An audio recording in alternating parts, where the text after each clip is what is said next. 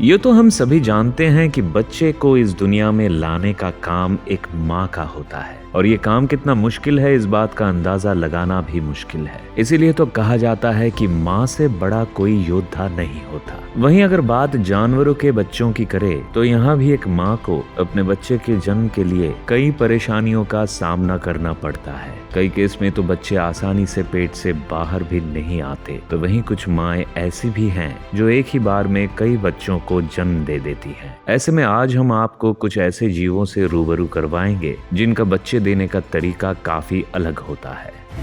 Sea horse. आप सभी ने जमीन पर दौड़ने वाले घोड़ों को तो करीब से देखा ही होगा। कुछ इसी के नाम से मिलता जुलता जीव समुद्री दुनिया में भी पाया जाता है। इसका नाम है सी हॉर्स, जिसे समुद्री घोड़ा भी कहा जाता है। हालांकि इसका शरीर तो किसी घोड़े की तरह नहीं होता, लेकिन इसके चेहरे को देखेंगे तो ये कुछ हद तक घोड़े की तरह होता है। खैर, हम बात कर रहे हैं इन सी हॉर्स की क्वालिटीज की। तो आपको बता दे कि सी हॉर्स में मेटिंग प्रोसेस पूरी होने के बाद मादा अपने अंडों को नर के पेट पर बनी एक थैली में देती है। इसके बाद नर का काम होता है इन अंडों की देखभाल करना। दरअसल इन बच्चों को अंडों से निकलने में 45 दिन का समय लगता है, जिसके बाद नर इन बच्चों को अपनी थैली से बाहर निकालना शुरू करता है। इसे बच्चों को जन्म देते देखना वाकई में रोमांचक होता है। साथ में आपको ये भी बता दें कि नर सी हॉर्स एक बार में करीब 1000 बच्चों को जन्म दे सकता है। वहीं इनकी एक और खास बात है कि ये कुछ मामलों में अपने शरीर का रंग भी बदल सकते हैं। सूरिनाम टोड। मेढकों की ये प्रजाति अपने अजीब दिखने वाले शरीर के साथ ही अपनी प्रजनन क्रिया के कारण भी जानी जाती है, क्योंकि जहां आमतौर पर दूसरे जीव अंडे देने के लिए किसी घर या पौधे जैसी जगह का इस्तेमाल करते हैं, तो वहीं सूरिनाम टोड अंडों को रखने के लिए मादा की पीठ को उपयोग में लाते हैं। सूरिनाम टोड के रिप्रोड्यूसिंग में होता कुछ यूं है कि सबसे पहले नर पानी के अंदर जाकर एक खास तरह की आवाज निकालकर मादाओं को अपने पास बुलाता है। इसके बाद इच्छुक मादा करीब 60 से 100 अंडे देती है। अब नर का काम इन अंडों को संभालकर मादा की पीठ पर चिपकाना होता है। ये अंडे मादा सूरिनाम टोड की पीठ पर अच्छे से चिपक जाते हैं और पूरी तरह से तैयार होने तक ऐसे ही रहते हैं। फिर जब अंडों से बच्चों के बाहर निकलने का समय आ जाता है तो वे अपनी माँ की स्किन को पकड़कर दुनिया देखने के लिए निकल पड़ते हैं। मगर इस प्रोसेस के दौरान बच्चों के निकलने के बाद उस मादा की पीठ की स्किन खराब हो जाती है। स्नेल। घोंघे के नाम से जाने जाने वाले इस जीव को हम सभी ने पानी के किनारे पर तो कभी पौधे पर चिपका हुआ देखा ही होगा। ये दिखने में तो अजीब होता ही है, लेकिन इसके प्रजनन का तरीका भी आम नहीं होता है। दरअसल घोंघे यानी स्नेल ऐसा जीव है जिन्हें बच्चे के लिए किसी और स्नेल की जरूरत नहीं होती है, क्योंकि इसके अंदर ही नर और मादा दोनों के गुण पाए जाते हैं। इसलिए ये सेल्फ फर्टिलाइजेशन भी कर सकते हैं। वहीं अब बात करें इनके अंडों की, तो स्नेल अपने मुंह के पास मौजूद जेनिटल पोर में अपने अंडों को सेव करता है, जहां से ये इन अंडों को मिट्टी या चट्टान के साथ में एक के साथ एक चिपका कर जमा देता है। इसके मुंह के पास से जब ये अंडे निकलते हैं तो इन्हें देखकर काफी अजीब लगता है। वहीं इन अंडों में से 2 से 4 हफ्तों के बाद बच्चों का निकलना शुरू हो जाता है। आपको जानकर हैरानी होगी कि घोंघे अपने शेल यानी कवच के साथ ही पैदा होते हैं। येलोहेड जॉफिश। समुद्री दुनिया में ऐसे एक से बढ़कर एक जीव भरे पड़े हैं जिनकी सुंदरता देखकर कोई भी इनकी तरफ आकर्षित हो सकता है। इन्हीं में से एक नाम है येलोहेड जॉफिश का, जो अपने चमचमाते सफेद रंग और पतले लंबे शरीर के लिए जानी जाती हैं। वहीं इनका जो नाम है वो इनके पीले सिर और बड़े जबड़े को देखते हुए येलोहेड जॉफिश रखा गया है। ये दिखने में जितनी अजीब होती है उससे कई गुना अजीब इनके बच्चे देने का तरीका होता है, क्योंकि इनके मामले में बच्चे को सेने और जन्म देने की जिम्मेदारी नर की होती है। येलोहेड जॉफिश में मेटिंग होने के बाद अंडों को पकने के लिए नर अपने मुंह में रखता है, जिसके बाद वो इन्हें मुंह में रखते हुए करीब 7 से 9 दिनों तक ऐसे ही रहता है। इस दौरान नर को कुछ खाने या पीने की इजाजत भी नहीं होती है। लेकिन जैसे ही इन अंडों से बच्चों को बाहर निकलने का समय आया है तो नर इन्हें अपने मुंह से थूकना शुरू कर देता है। कुछ भी हो, लेकिन इस नर की दाद देना तो बनता है। पोर्क्यूपाइन।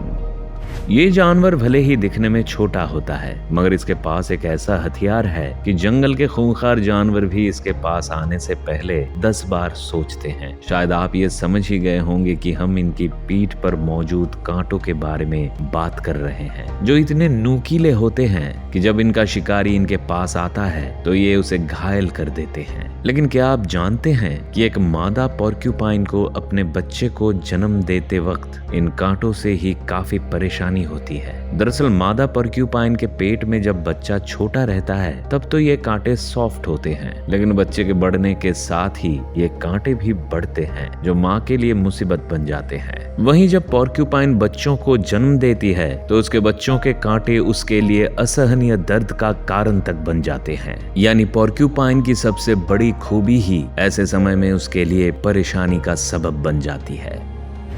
टैरेंटुला hoc wasp. छोटे से दिखने वाले इस जीव का अंडे देने का तरीका इतना डरावना है कि आप भी इसे देखकर सोच में पड़ जाएंगे। दरअसल ये टैरेंटुला हॉक वास्प अपने अंडों को किसी पेड़ या घर जैसी जगहों पर नहीं देती है, बल्कि इसे अंडे देने के लिए एक मकड़ी की जरूरत पड़ती है। जी हाँ, जब टैरेंटुला हॉक वास्प अंडे देने के लिए तैयार हो जाती है तो फिर टैरेंटुला मकड़ी की एक प्रजाति की तलाश करती है। इसके बाद ये उस मकड़ी को डंक मारकर पैरालाइज कर देती है और फिर उसके शरीर पर ही अपने अंडे दे देती है। यही नहीं, अंडे देने के बाद ये वास्प उस मकड़ी को खींचकर अपने घर में ले जाती है या फिर किसी गड्ढे में उसे डालकर मिट्टी से ढक देती है। कुछ दिनों बाद जब उस अंडों में से लार्वा निकलना शुरू हो जाते हैं तो वे उस मकड़ी का ही मांस खाने लग जाते हैं। आपको बता दे कि मकड़ी के शरीर का आकार ही इसके बच्चों के शरीर का आकार भी डिसाइड करता है। यानी जितनी बड़ी वो मकड़ी होगी उतना ही इसके बच्चों का विकास भी अच्छा होगा। है ना कमाल की बात। एलिफेंट।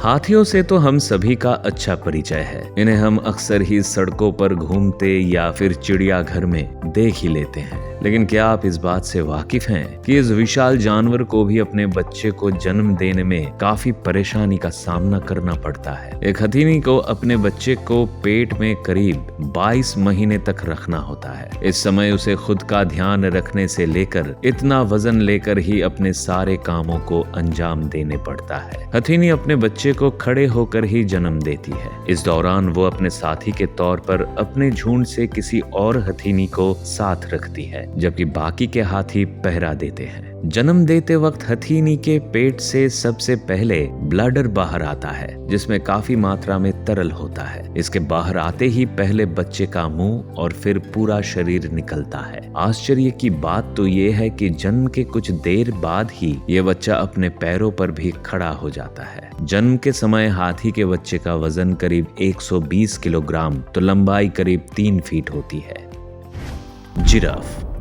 जंगल के सबसे लंबे जानवर के रूप में जाना जाने वाला जिराफ अपनी लंबी टांगों और अपने सुंदर शरीर के लिए तो फेमस है ही, लेकिन इसके साथ ही इसके प्रजनन का तरीका भी इसे दूसरे जानवरों से खास बनाता है। जहां कई जानवर अपने बच्चों को बैठकर या लेटकर भी जन्म देने के लिए जाने जाते हैं, तो वहीं जिराफ इतना लंबा होने के बाद भी अपने बच्चे को खड़े होकर ही जन्म देता है। जन्म के दौरान सबसे पहले जिराफ के बच्चे का सिर बाहर आता है और इसके बाद उसका शरीर बाहर निकलता है, लेकिन इस वक्त जिराफ खड़ा रहता है, जिस कारण ये बच्चा पैदा होते समय करीब 5 फीट की ऊंचाई से नीचे जमीन पर गिरता है। वहीं गर्दन पहले निकलने के चलते इसका पूरा वजन भी उसकी गर्दन पर ही आता है, लेकिन इसके बावजूद भी इसके शरीर की बनावट कुछ ऐसी है कि ये आसानी से इसे सहन कर लेता है और कुछ दिनों में ही चलने के लायक भी हो जाता है। आपको बता दें कि नवजात बच्चे की लंबाई करीब 5 से 6 फीट तो वजन करीब 50 से 70 किलोग्राम तक होता है। सोचिए एक जिराफ प्रेगनेंसी के दौरान अपने पेट में कितना वजन लेकर चलती है। Red crab. हमारे वीडियो के आखिर में हम जिस जीव के बारे में बात करने वाले हैं, इसका नाम है रेड क्रैब। ये इतना खतरनाक होता है कि इसका सामने आना ही हमारे अंदर डर का माहौल पैदा कर देता है। वैसे इस दुनिया में क्रैब्स की करीब 4,500 से भी अधिक प्रजातियां पाई जाती हैं, लेकिन रेड क्रैब के प्रजनन का तरीका सबसे जुदा है। दरअसल एक मादा रेड क्रैब जब प्रेग्नेंट होती है तो अपने पेट पर मौजूद थैली में करीब 1 लाख अंडों को रख सकती है। इन अंडों के पूरी तरह से तैयार होने में करीब 2 हफ्ते तक का समय लगता है। इसके बाद जब मादा रेड क्रैब को अंडों के बाहर निकलने का एहसास हो जाता है तो वो ढलते हुए चांद के साथ समुद्र के पास पहुंच जाती है और अपने अंडों को छोड़ना शुरू कर देती है। इस दौरान मादा खुद के शरीर को हिलाने का भी काम करती है। ऐसा करते हुए वो अपने कदमों को थिरकती है, इसलिए इस मोमेंट को क्रैब मून डांस भी कहा जाता है। हालांकि पानी में होने के कारण इनमें से कई बच्चे समुद्री शिकारियों का खाना भी बन जाते हैं।